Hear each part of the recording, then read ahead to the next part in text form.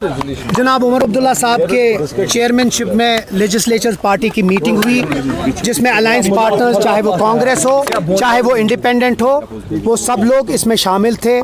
इसमें दो अहम रेजोल्यूशन पास हुए। एक रेजोल्यूशन जो वक्फ बिल पास हुई राज्यसभा और लोकसभा में, उसको हमने पुरजोर तरीके से उसकी मजम्मत करके उसको नकारा है। हमने कहा है कि ये इस मुल्क के जो माइनॉरिटी है ये उसके खिलाफ है। उसमें एक ही आवाज़ में सब लोगों ने उसकी मजम्मत करके उसको अपोज किया है।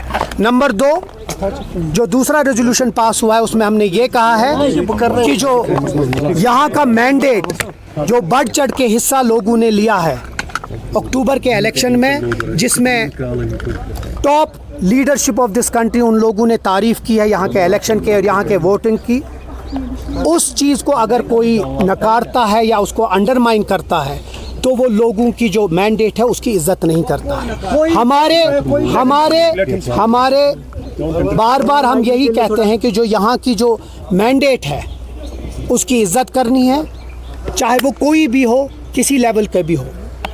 हमारी जो कोऑर्डिनेशन है, चाहे वो दिल्ली के साथ हो या चाहे यहाँ की एलजी एडमिनिस्ट्रेशन के साथ, हमारी कोशिश रही है कि लोगों के जो मसाइल है वो हल हो।